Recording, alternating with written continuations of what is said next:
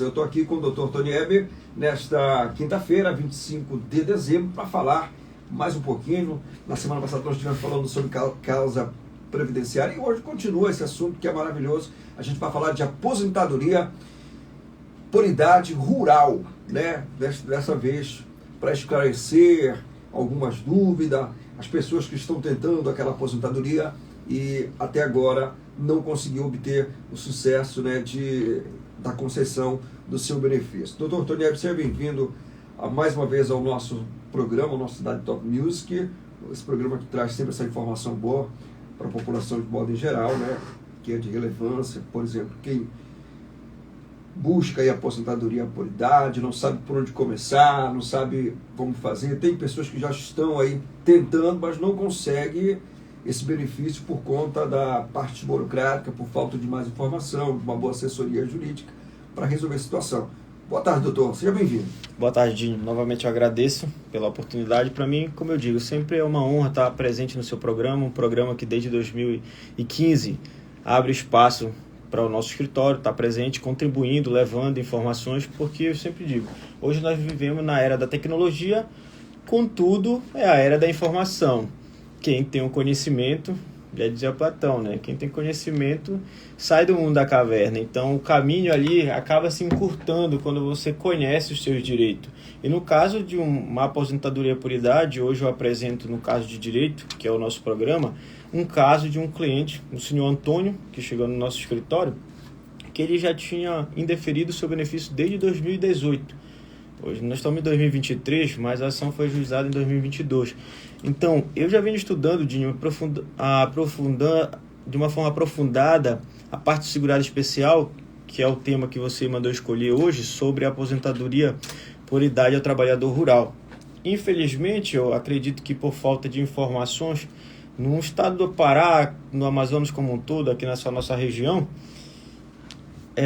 existe uma grande dificuldade de se demonstrar especificadamente quando se trata de trabalhador rural. Por quê? Porque muitas das vezes, por falta de conhecimento, por negligência, as pessoas não conseguem organizar essa documentação ao longo do tempo. E isso dificulta quando chega o momento tão esperado, que no caso homem, 60 anos, mulher 55, para vir se aposentar. Então você vê que na prática aquela pessoa exerce atividade rural, atividade no campo, mas que na realidade ela acaba, quando chega perante o servidor do INSS, tendo seu pedido indeferido, por muitas das vezes não apresentar documento. Então isso eu vejo como a maior dificuldade que essas pessoas enfrentam, o trabalhador rural, quando vai se aposentar. Mas eu sempre digo, você tem que ali demonstrar, não só com prova documental, mas com outros meios de provas que vai fazer o convencimento ali daquele servidor do INSS ou até mesmo, caso necessário, chegar até a via judicial perante o magistrado. Você já respondeu duas perguntas, né? Qual a idade para homem e qual a idade para mulher. No caso do masculino, o homem, 60 anos, a mulher, 55 anos de idade. E quem tem o direito à aposentadoria rural? No caso aí, o homem, a mulher. Qual é a atividade que ela tem que eles têm que exercer mesmo quando se fala em rural, né? Porque muita gente fala em rural, mas são vários, digamos assim, segmento, ou seja, que significa ser rural para poder se aposentar, né? Quem mora na zona rural, muitas das vezes não é aquela pessoa que trabalha ali, mas quem tem esse direito.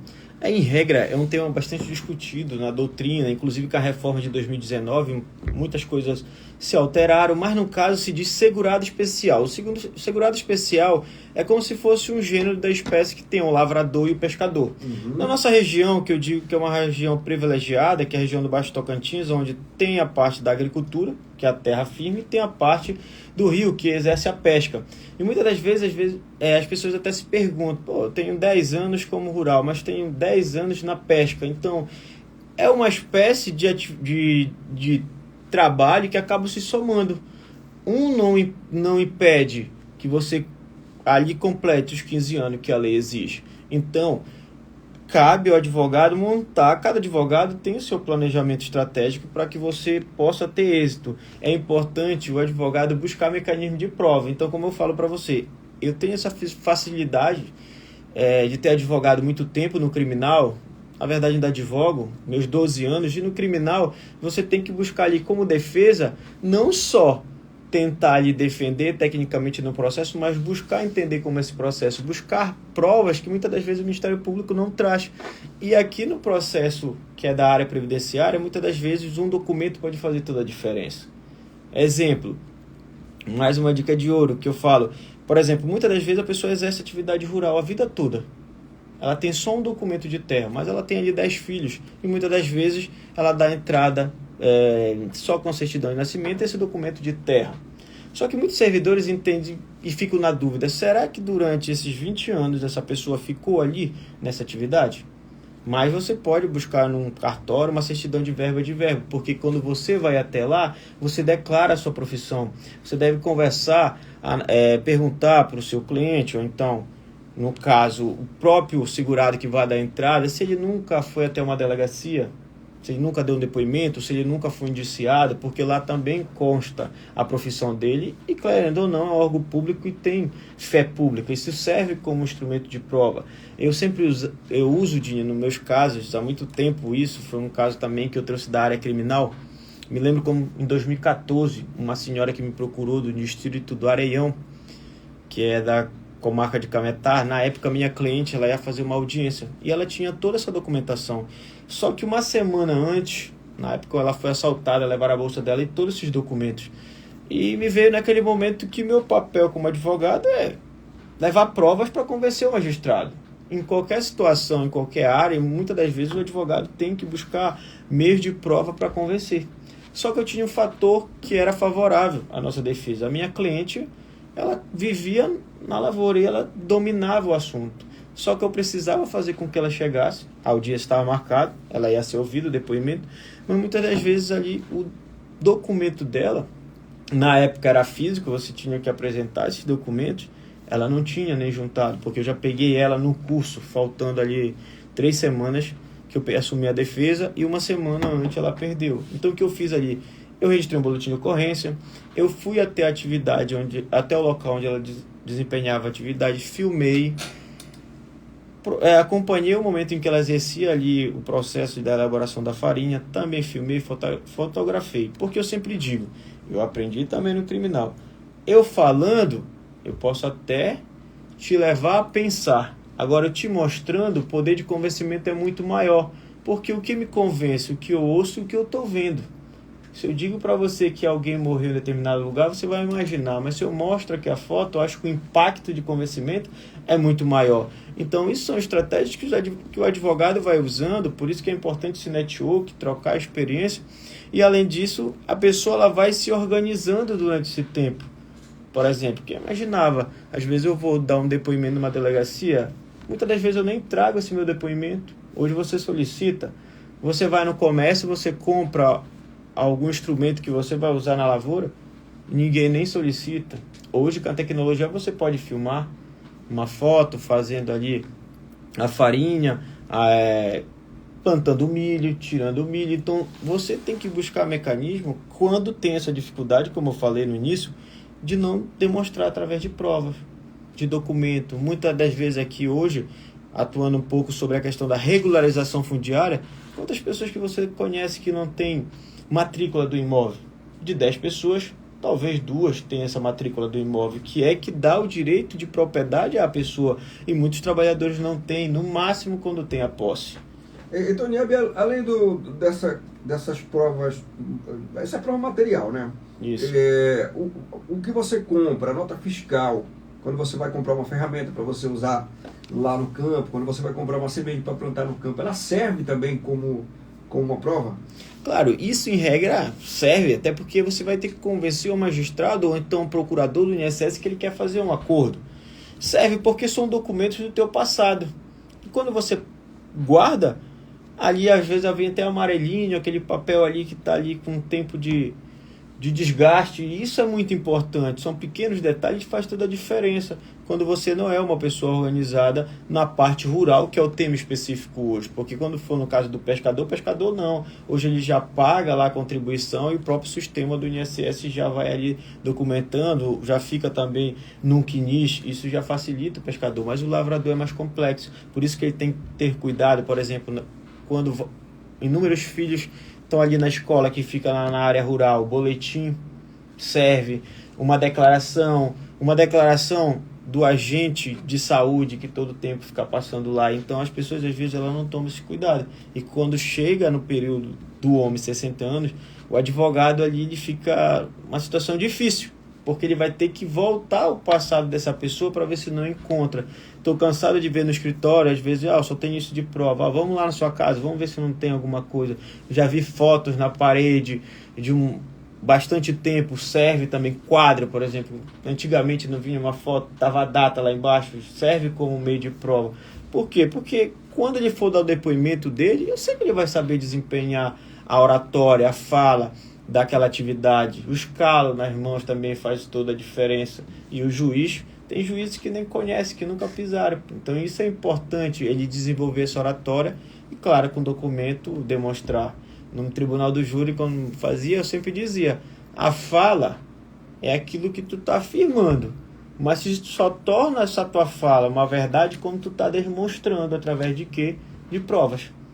Então, esse é um passo a passo que a gente segue à risca no nosso escritório.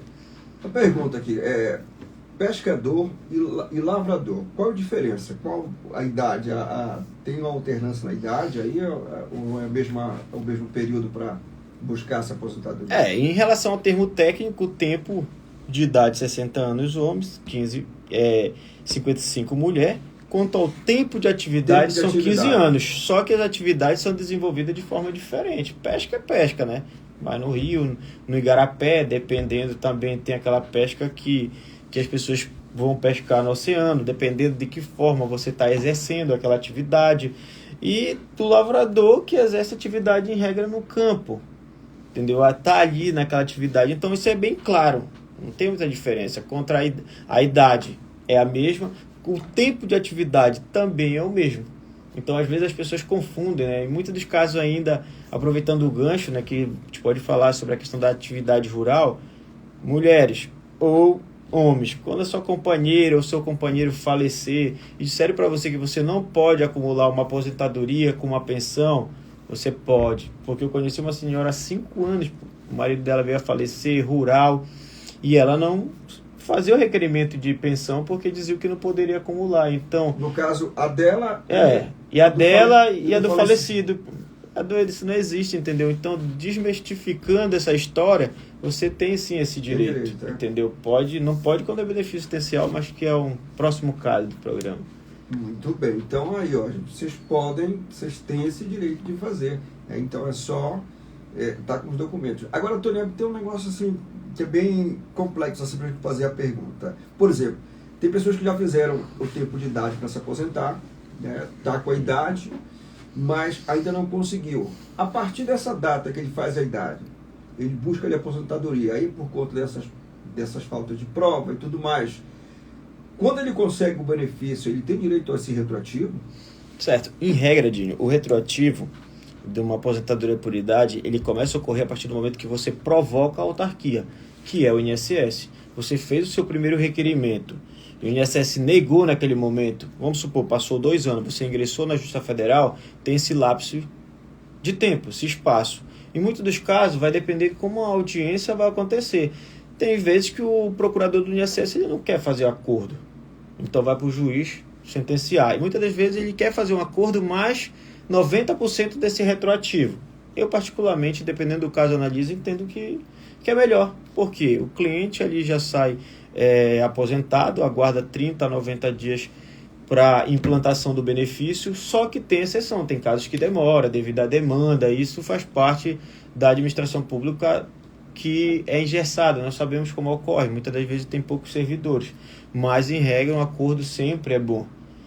Salvo quando, em muitos casos, quando eles ofereciam uma proposta de 50%, eu via que o meu cliente tinha documento suficiente, eu não aceitava, eu ia para a instrução, porque tinha grande chance do juiz ali julgar procedente, vinha todo esse retroativo. Mas como eu estou falando, desde o momento em que se provoca o INSS. Mas vamos supor, por exemplo, que eu tenha entrado no INSS, o INSS negou, depois de 2 anos. Eu dei entrada novamente, o INSS concedeu. Esse espaço que ele negou, em muitos dos casos, eu vou discutir na Justiça Federal, vou discutir porque no Primeiro momento ele negou e nesse segundo ele concedeu se não alterou nada. As provas são as mesmas, então o INSS deveria ter concedido naquele primeiro momento. Aí eu peço esse retroativo. Em muitos dos casos, o magistrado concede esse retroativo. Tá certo. A gente não tem muito tempo para falar. Brevemente aí o programa Direitos com o Dr. Tony Hebe vai estar também nos outros horários aqui da cidade, se der tudo certo aí, né? Fechar esse contrato aí com a rádio. E aí você vai ficar por dentro de tudo que acontece, do que você pode fazer, dos seus direitos, e vai estar sempre buscando aí as informações dentro dessa participação com o Dr. Tony Hebe.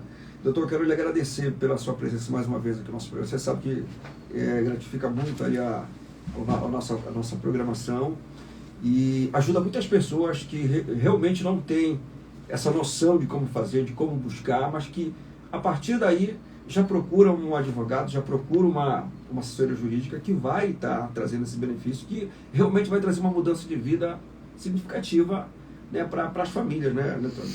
Edinho, primeiro ponto que tu falaste, uma coisa que é muito importante, que hoje eu digo que a advocacia, eu entendo que ela transforma vidas. E hoje eu brinco lá no escritório que quando nós conseguimos a concessão do benefício, ele não é apenas um benefício.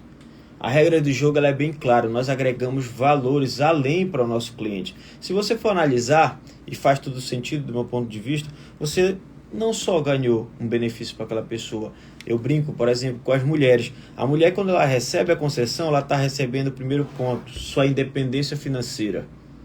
Porque a regra é, muitas mulheres ainda dependem do marido por uma sociedade que nós vivemos, querendo ou não, goste ou não, uma sociedade machista. Quantas vezes você já ouviu dizer, mulher precisa, para comprar uma roupa tem que pedir para o marido, um sapato para pedir para o marido. E quando ela se aposenta, ela tem a primeira liberdade, que é uma liberdade financeira. Ela passa a ter uma liberdade no seu poder de compra. Ela passa a ter uma carta de crédito onde ela pode fazer empréstimo, coisa que ela não poderia fazer antes. Ela tem também a tão sonhada que o brasileiro gosta da estabilidade financeira. Todo mês o valor vai estar na conta dela. E além disso ela ganha uma liberdade geográfica, que ela pode viajar todo mês. E para finalizar eu sempre digo, né, trabalha porque quer, não porque precisa, mas a regra é que continue trabalhando. Então você agrega valor muito mais além do que a entrega apenas dessa carta. Que eu digo que a carta, com todos esses valores, chamamos a carta da liberdade para o cliente. Então, é muito importante levar essas informações. Então, Júnior, aproveito também o espaço para informar a todo mundo que nós criamos o nosso canal no YouTube, Tony Hebe, Advocacia Estratégica e Empreendedorismo, para que sigam o nosso canal, para que abra o sininho, aguarde lá a notificação que nós vamos estar gravando nosso podcast, tanto da área da advocacia como da área do empreendedorismo, chamando pessoas que apresentam soluções a inúmeros casos, como médicos, como jovens advogados, também empreendedores que deram certo, que eu observo muito na nossa região que isso é um oceano azul de oportunidade. Quantos jovens não querem empreender? Quantos jovens não querem abrir um negócio e não tem noção nem muitas das vezes onde estão, pô. Se eu não sei onde estou, como é que eu vou saber onde eu vou chegar? Quais são as estratégias, os caminhos que eu tenho que percorrer para me atingir o meu resultado? Então, essa palavra que hoje está na moda, que é o network, isso faz toda a diferença, trocar a experiência. E se for você voltar no livro de Provérbios, na Bíblia, diz, né? Ouvir o conselho dos mais experientes, das pessoas que conhecem, que já passaram por esses caminhos, que isso vai te levar ao sucesso. Eu trago essa visão bíblica para uma visão empreendedora, que na verdade é o que acontece hoje. Eu posso aprender uma coisa com você que eu não sei, e isso agrega mais na minha vida. Por isso que eu digo que é fundamental você ter o quê? A humildade para aprender com outras pessoas e empatia muitas das vezes para se colocar na advocacia no lugar do seu cliente. Então, peço a todos que nos acompanhem no Instagram, Tony Hebe, também no nosso canal do YouTube, que com certeza isso é algo inovador na nossa região. Não conheço ninguém que já faz e com certeza vai difundir ainda mais essa informação. Muito obrigado, Dinho, novamente pelo programa.